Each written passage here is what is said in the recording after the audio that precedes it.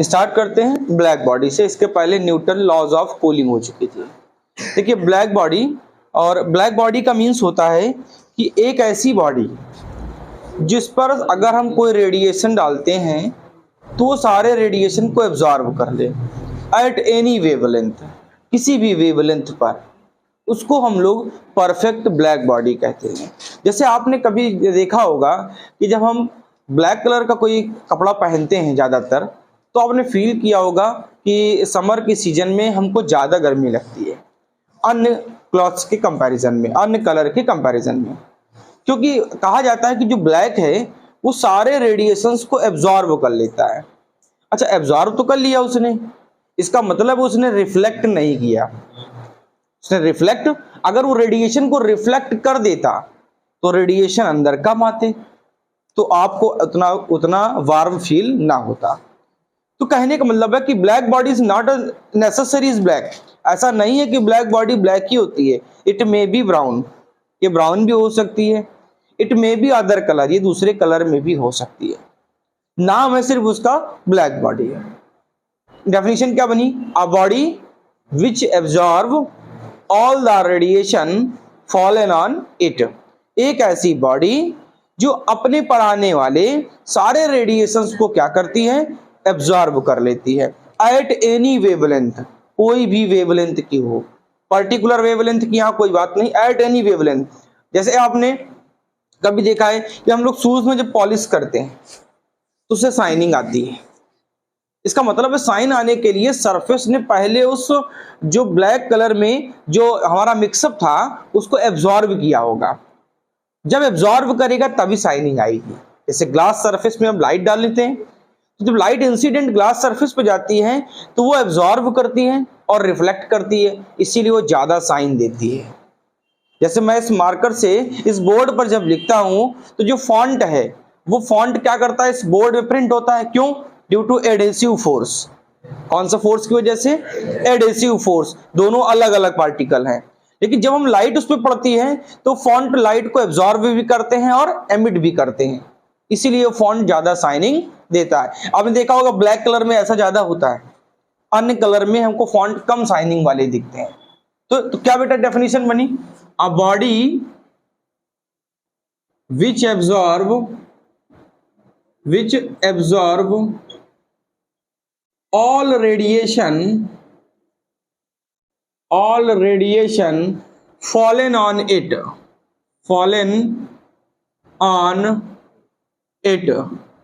at any wavelength। बेटा किसी भी वेवलेंथ की हो सकती है, वो सबको क्या करेगा? एब्जॉर्ब कर लेगा। ठीक है, उसको ब्लैक बॉडी कहते हैं। इसका बेटा एब्जॉर्बिव पावर 1 होता है, ये ध्यान रखना, मल्टीपल चॉइस का क्वेश्चन है। इसकी एब्जॉर्बिव पावर 1। बेटा सब कुछ एब्जॉर्ब कर लेगा तो कुछ बचेगा ही नहीं। अगर मैंने 100 रेडिएशन डाले और 100 के 100 एब्जॉर्ब कर लिए, तो शायद आपने एक डेफिनेशन कल पढ़ी थी, A lambda equal total radiation upon incident radiation, पढ़ाया था। तो टोटल रेडिएशन आपने कितने डाले? 100। ठीक है, और कितने इंसिडेंट थे? 100। भाई सब कुछ एब्जॉर्ब भी कर लिया और 100 थे भी, तो बताओ ए लैम्डा की मैक्सिमम वैल्यू कितनी है? 1। इसीलिए absorptive power of perfect black body कितना होता है? 1। ध्यान रखना, मैंने बोला है perfect black body. Black body अलग है, परफेक्ट अलग है। परफेक्ट का मीन्स नो डाउट 100% ट्रूथ है, और ब्लैक बॉडी का मीन्स ऐसा नहीं 80% एब्जॉर्ब भी कर सकती है, 20% रिफ्लेक्ट भी कर सकती है, तो ये मे भी प्रोसेस चेंज हो सकता है। इसका सबसे अच्छा एग्जाम्पल माना जाता है बेटा प्लैटिनम ब्लैक।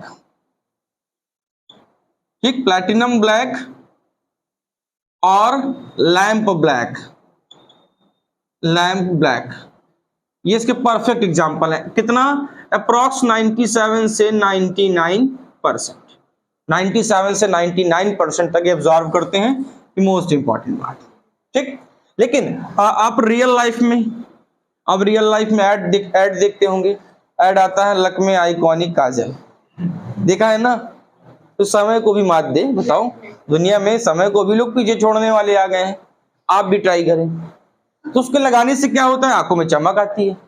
बिल्कुल सही बात है, लेकिन पुराने समय में कहते थे आंख की गंदगी बाहर आ जाती है। रात में लगा के सो, सुबह आंख साफ हो जाती है। तो दो फायदे हैं, आप ब्राइटनेस के लिए चाहते हैं कि क्लीननेस के लिए चाहते हैं, आप यूज करें। तो बेटा एग्जाम्पल में हम लिख सकते हैं, क्योंकि फिजिक्स में इसको भी माना जाता है। ठीक, काजल मैंने लिख दिया है। अब काजल वो वाली मैं समझ लेना जो जीत पिक्चर में आई थी, काजल वाला, याद है डायलॉग ना, तुम सिर्फ मेरी हो, मतलब और किसी की नहीं हो सकती, ऐसे ऐसे वाले वो, लेकिन फीलिंग्स को समझे।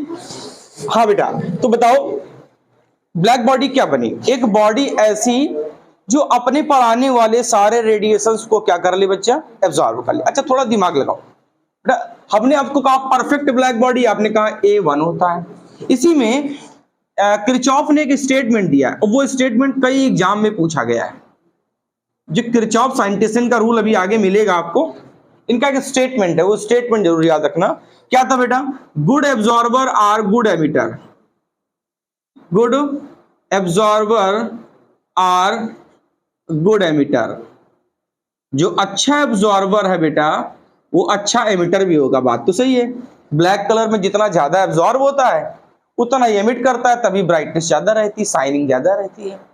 तो जो गुड एब्जॉर्बर होंगे वो भैया गुड एमिटर भी होंगे। अब लेकिन एक समस्या है, जो गुड एमिटर होते हैं are poor reflector. Poor reflector. जो अच्छे एमिटर होते हैं वो पुअर रिफ्लेक्टर होते हैं, लाइट को ज्यादा रिफ्लेक्ट नहीं कर पाते। तो भैया जो गुड एब्जॉर्बर हैं वो गुड एमिटर हैं, जो गुड एमिटर हैं वो कैसे हैं? Poor reflector. Poor reflector. जैसे मैं एग्जांपल से समझता हूं, सपोज दैट कि आपके पास ये क्रिस्टल दे दिया गया, ये एक क्रिस्टल बना दिया गया, और क्रिस्टल की सरफेस कुछ हॉलो है, जैसे बुक से बनी रहती है, आप उसी तरीके से बना सकते हो। ठीक, अब इन्होंने क्या किया, इस सरफेस पे बेटा यहां से लाइट डाली, इंसिडेंट लाइट। तो इंसिडेंट लाइट आएगी बेटा, तो ये क्या करेगा? रिफ्लेक्ट करेगा। रिफ्लेक्ट करेगा तो ये कुछ इधर आएगा, आप फिर नॉर्मल बना लीजिए, तो ये क्या करेगा? फिर रिफ्लेक्ट करेगा। तो बेटा ये आई, ये आर, और आपको मालूम है लॉज ऑफ रिफ्लेक्शन से आई इक्वल आर होता है। फिर यहां नॉर्मल बना दीजिए, फिर ये ऐसे पहुंच जाएगी, फिर यहां आप नॉर्मल बना लीजिए तो ये कुछ इधर आ जाएगी।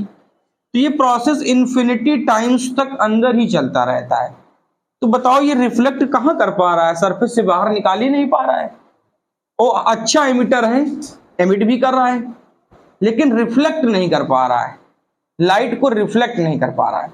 भैया एमिटर और रिफ्लेक्टर में अंतर है। अब एमिटर का मतलब समझिए, एमिटर का मतलब है जो लाइट को एब्जॉर्ब करके एमिट करे, वो एमिटर है। और रिफ्लेक्टर का मतलब उसने एब्जॉर्ब नहीं की, लाइट आई वापस कर दी। रिफ्लेक्टर का मतलब समझे कि नहीं? रिफ्लेक्टर का मतलब होता है जो सरफेस बिना एब्जॉर्ब करे वापस कर दे, वो रिफ्लेक्टर है। और एमिटर का मींस वो है जो लाइट को पहले एब्जॉर्ब कर ले और फिर क्या करे? एमिट करे। इसीलिए मैंने कहा गुड एमिटर। एमिटर तो बहुत अच्छा है क्योंकि गुड एब्जॉर्बर है, अच्छा एब्जॉर्ब करता है, अच्छा रिटर्न भी करता है। लेकिन पुअर रिफ्लेक्टर है, ऐसा नहीं करता वो कि सरफेस पे आए और बिना एब्जॉर्ब के वापस कर दे। इसका मतलब है पुअर रिफ्लेक्टर। पुअर रिफ्लेक्टर का मींस हुआ वो अच्छा रिफ्लेक्शन नहीं करता। अच्छा रिफ्लेक्शन क्यों नहीं करता? क्योंकि पहले वो एब्जॉर्ब कर रहा है और एब्जॉर्ब करने के बाद एमिट कर रहा है।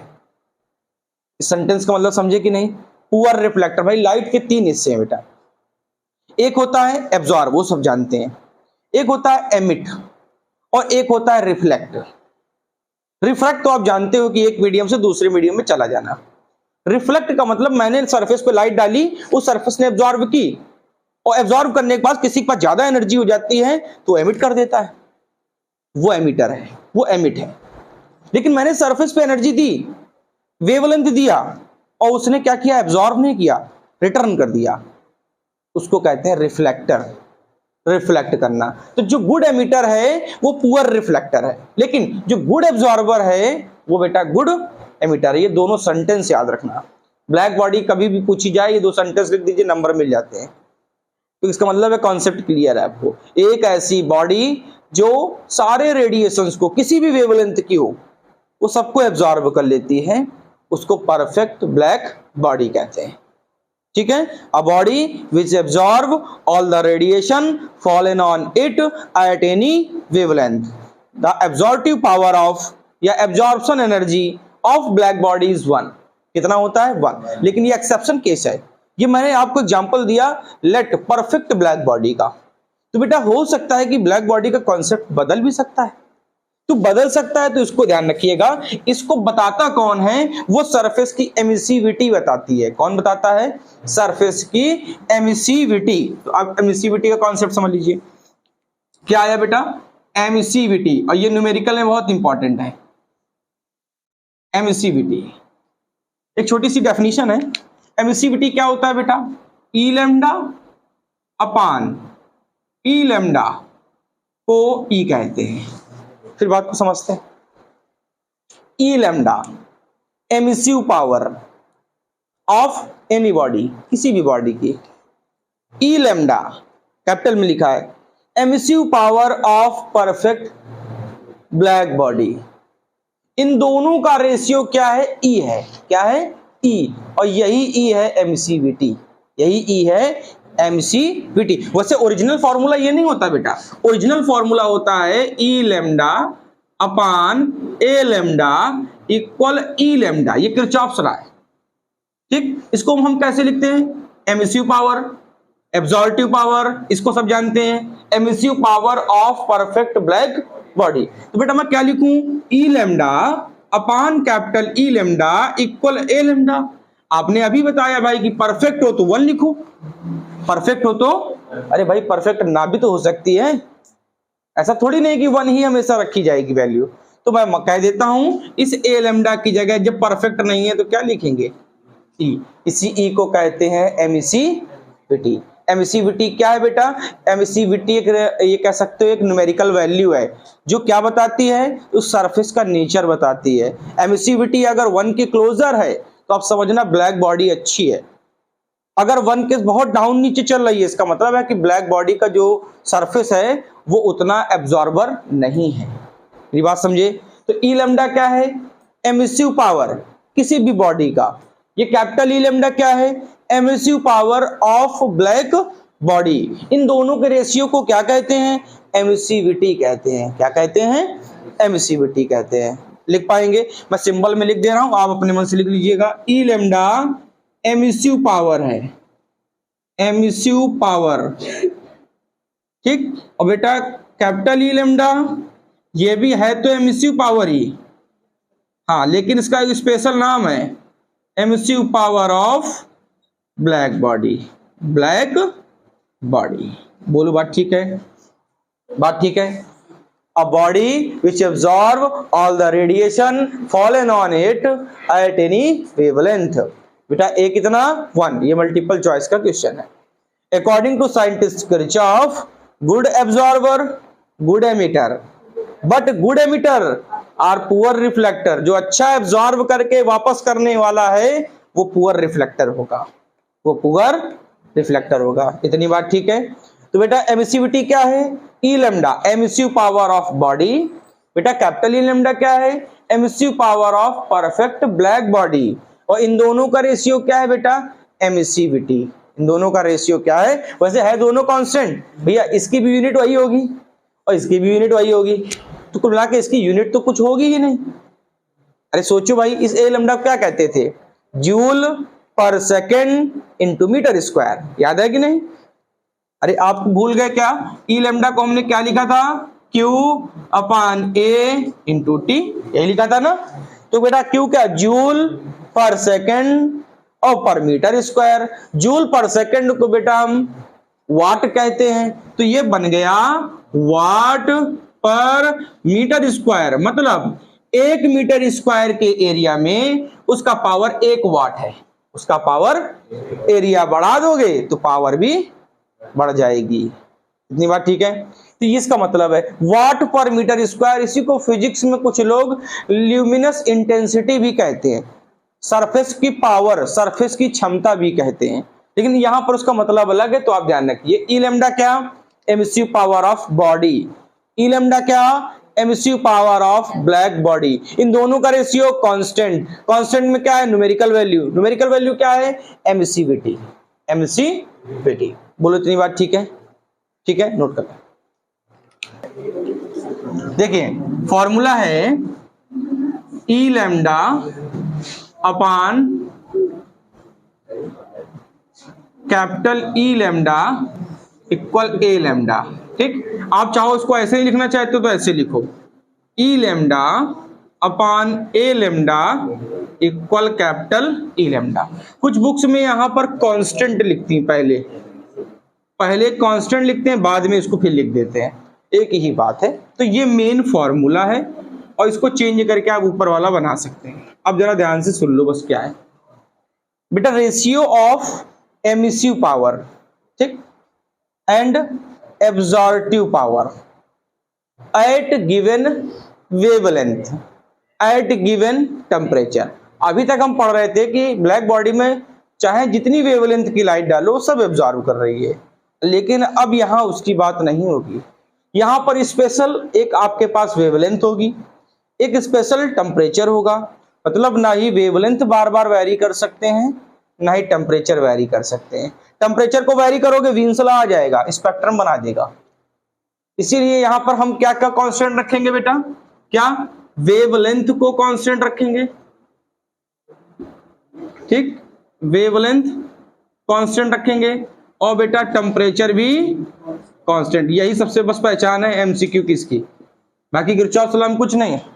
किरचॉफ लॉ का ये एमसीक्यू है कि वेवलेंथ भी नहीं बदलनी चाहिए और टेम्परेचर भी नहीं बदलना चाहिए। तो आप सुनो लिखेंगे क्या, ratio of emissive power to the absorptive power at given wavelength at given temperature. जो वेवलेंथ दी जाए और जो टेम्परेचर दिया जाए, विच इज इक्वल टू, जो बेटा इक्वल होता है, किसके इक्वल होता है, emissive power of perfect black body at same temperature and same wavelength. जो ऊपर वाले में दिया हो वेवलेंथ और टेम्परेचर, तो यहां पर क्या बोलना, same wavelength same temperature, same wavelength same temperature. लिख पाएंगे क्या, मुझे लिखना पड़ेगा, आप लिख लेना, the ratio of emissive power to the absorptive power at given wavelength at given temperature which is equal to emissive power of black body at same wavelength and same temperature। ठीक है, और इसका कोई कॉन्सेप्ट नहीं इसमें, ना ही कोई numerical है। हाँ, किरचॉफ्स का यूज एक जगह और करते हैं, आप लिखते रहिए मेरी बात को सुनते रहिए। किरचॉफ्स लॉ का यूज फ्रेजनल डिफ्रैक्शन में भी करते हैं। जब आप क्लास 12th में वेव ऑप्टिक्स पढ़ेंगे तो वेव ऑप्टिक्स में एक चैप्टर है इंटरफेरेंस ऑफ लाइट, और इसका नेक्स्ट पार्ट है डिफ्रैक्शन ऑफ लाइट। इंटरफेरेंस का मींस होता है दो लाइट, दो वेव मिलकर तीसरी बना दें, और डिफ्रैक्शन का मतलब होता है लाइट का कॉर्नर से मुड़ जाना। जैसे आपने कभी फील किया हो कि जैसे हम लोग खड़े हैं, यहां से कोई लाइट डालें तो हमारी शैडो पीछे बनेगी, हमारी शैडो बनेगी। अगर शैडो हो सकता है यहां से लाइट डालने पर शैडो छोटी हो सकती है, लेकिन जरा थोड़ा सा दिमाग लगाओ कि अगर हम यहां से मोनोक्रोमेटिक लाइट डालें, ध्यान सुनना, मोनोक्रोमेटिक लाइट, और यहां पे रखा था ऑब्जेक्ट, तो बताओ क्या लाइट इसको पार करके निकल जाएगी, क्या करेगी, कुछ इस तरीके से। तो बताओ इतने रीजन में आपको क्या मिलेगा, शैडो, क्या मिलेगी, शैडो। इसको कहते हैं Fresnel diffraction. Fresnel diffraction, the bending of the light from the corners और ऑब्स्टेकल, लाइट का कॉर्नर से मुड़ जाना, उसको कहते हैं डिफ्रैक्शन। क्या बोलते हैं, डिफ्रैक्शन। तो इसको फ्रेजनल डिफ्रैक्शन तब कहते हैं जब बेटा सोर्स ये मोनोक्रोमेटिक लाइट और स्क्रीन पास पास रखना तो फ्रेजनल होता है, तो पास पास रखोगे तो पैटर्न बन जाएगा स्क्रीन पे। और फ्रॉनहोफर जो दूसरे साइंटिस्ट हैं वो इन्फिनिटी पे रख देते हैं, पैटर्न बनेगा नहीं। बनाने के लिए क्लास 10th में कॉन्वेक्स लेंस लगाना पड़ेगा, कन्वर्जिंग होता है, लाइट को कन्वर्ज करके फिर मिला देगा। तो इसका रूल वहां भी यूज करते हैं, लेकिन अभी आपका ये मतलब नहीं समझने का। अभी आप इतना समझ लो कि according to Kirchhoff, emissive power and the ratio of absorptive power at given wavelength at given temperature which is equal to emissive power of black body at same wavelength and same temperature। ठीक है इतनी बात। ठीक है, note कर ले। ठीक है, स्टीफन लॉ, स्टीफन ने बेटा अपना रूल दिया है बोल्ट्जमान से। एक बोल्ट्जमान ने रिलेशन बताया था, शायद मैंने आपको चर्चा में किया भी होगा, E = 3/2 kBT, ये आपको KTG में मिलेगा, kinetic theory of gas, next thermodynamics के बाद वाले चैप्टर में। तो सबसे पहले बोल्ट्जमान ने बताया था कि जो काइनेटिक एनर्जी है वो डायरेक्टली प्रोपोर्शनल है एब्सोल्यूट टेम्परेचर के। ठीक, ये रूल इनका था। इस रूल को मॉडिफाई किया स्टीफन ने, इसीलिए इसको कुछ लोग स्टीफन लॉ कहते हैं और कुछ लोग स्टीफन बोल्ट्जमान लॉ भी कहते हैं। आप स्टीफन लॉ कह दें तो सही है, स्टीफन बोल्ट्जमान कह दें तो भी सही है। इन्होंने क्या रूल दिया, रेडिएंट एनर्जी, ये रेडिएंट एनर्जी, एमिटेड, एमिटेड कहे तो भी यही सिंबल है, एब्जॉर्ब कहे तो भी यही सिंबल है। तो रेडिएंट एनर्जी एमिटेड पर unit area per unit time is directly proportional, is directly proportional fourth power of absolute temperature, is directly proportional to fourth power of absolute temperature। ये तो अभी तक कहते थे कि नहीं भाई टेम्परेचर बढ़ाओगे काइनेटिक एनर्जी बढ़ जाएगी, इसको मॉडिफाई करके इन्होंने नया रूल बना दिया कि जो रेडिएंट एनर्जी एमिट होगी सरफेस से बाहर जाएगी, वो तो भाई पहले बता चुके हैं सरफेस पे डिपेंड करेगी। सरफेस अगर स्टेनलेस स्टील वाला डायाथर्मिक है तो कभी बाहर नहीं आएगी, अगर सरफेस इंसुलेटिंग है तो बाहर आएगी, सॉरी कंडक्टिंग है तो बाहर आएगी। इसका मतलब है किस पे डिपेंड है, एरिया पे। एरिया छोटा हीट कम आएगी, अगर एरिया बड़ा कर दोगे हीट ज्यादा एमिट होगी। तो क्या बना बेटा, radiant energy per unit time पर unit area is directly proportional fourth power of absolute temperature. तो लिख पाएंगे इसको, तो बेटा Q/A into T equal sigma T की पावर 4। बेटा इसी सिग्मा को क्या कहते हैं, बड़ी माँ कहते हैं। अरे बड़ी माँ याद आया कुछ, KGF में चैप्टर 2 में बड़ी माँ थी, हाँ तो ये बड़ी माँ है। हाँ देखो याद आ गया, तो बच्चों को KGF का नाम सब कुछ याद है। सिग्मा क्या है, स्टीफन कांस्टेंट। बेटा इसकी वैल्यू बताओ, सिग्मा इक्वल 5.67 10 की पावर माइनस, देखो यूनिट बताओ, इसकी यूनिट जूल, बेटा इसकी यूनिट सेकंड, बेटा एरिया कितना मीटर स्क्वायर, बेटा टी को नीचे लाओ तो टी क्या एब्सोल्यूट बोला ना आपने, एब्सोल्यूट का मतलब केल्विन की पावर। बेटा क्या जूल पर सेकंड को वाट कहते हैं, तो क्या इसकी सेकंड यूनिट बन गई वाट पर मीटर स्क्वायर केल्विन की पावर। ये बेटा फिक्स वैल्यू है, बोलो इतनी बात ठीक है। बेटा radiant energy emitted per second per unit area is directly proportional to fourth power of absolute temperature. इतनी बात ठीक है, लिख पाएंगे। मैं थोड़ा शॉर्टकट में हल्का सा लिख दे रहा हूं, रेडिएंट एनर्जी बेटा emitted per second per unit area किसके डायरेक्टली प्रोपोर्शनल है, एब्सोल्यूट टेम्परेचर की होल पावर 4, एब्सोल्यूट टेम्परेचर की होल पावर 4। अब थोड़ा सा बस एक ग्लास दिमाग लगा लो बेटा, ये तो मैंने इस एमिसिविटी 1 मानकर बताया है, 1 मानकर, लेकिन हमने कहा ना चेंज हो सकती है। अगर एमिसिविटी इंक्लूड कर दे, इफ इट हैव एमिसिविटी, कृपया बाहर फोकस ना करें, तो क्या आएगा बेटा Q/A into T equal sigma T की पावर 4 इंटू एमिसिविटी भी लगा दिया, तो बताओ Q क्या बना, सिग्मा T की पावर 4 E बेटा A इंटू बेटा ये Q का फॉर्मूला बना। बोलो इतनी बात ठीक। दो बॉडी आ जाए, दो बॉडी का कंपैरिजन कराए, तो बेटा ये तो कांस्टेंट, दो बॉडी लोगे तो एरिया सेम रखोगे, टाइम भी सेम रखोगे, एमिसिविटी भी सेम रखोगे, तो बताओ Q प्रोपोर्शनल T की पावर, तो बेटा दो ऑब्जेक्ट है तो Q1 अपान इक्वल बेटा T1 अपान T2 की होल पावर 4। बोलो इतनी बात सही है, Q1 अपान Q2 इक्वल T1 अपान T2 की होल पावर 4। अब एक और समस्या, लास्ट समस्या सुन लो। बेटा यहां पर आपको दे रहा सिस्टम, सिर्फ सिस्टम। हमने अपनी बात की कि हमारे शरीर से जो एनर्जी बाहर आ रही है वो कितने टाइम में आ रही है और कितने एरिया से बाहर आ रही है, वो हमारी बॉडी के टेम्परेचर की 4th पावर के डायरेक्टली प्रोपोर्शनल है। लेकिन बेटा हम देंगे किसको, सराउंडिंग को देंगे ना। तो सराउंडिंग को देंगे, अगर सराउंडिंग भी ऐड कर दे तब क्या करोगे, तो हम क्या करेंगे, ध्यान सुनिए, Q upon A into T equal sigma, ध्यान से लिखा, T की पावर 4 माइनस, तब बेटा ये फॉर्मूला लगेगा, Q upon A into T sigma T की पावर 4 और T नॉट क्या है, सराउंडिंग, और बेटा एमिसिविटी भी लगा लो, एमिसिविटी, तब हम ये फॉर्मूला लगाएंगे। अगर हमसे कह दे हमारी बॉडी का टेम्परेचर 27 डिग्री सेल्सियस से सिर्फ 27 से 17 बचा, तो 27 हम है T, और जिसको दे दिया वो हमारा बन गया T नॉट। क्या बन गया, T नॉट। बोलो इतनी बात सही है।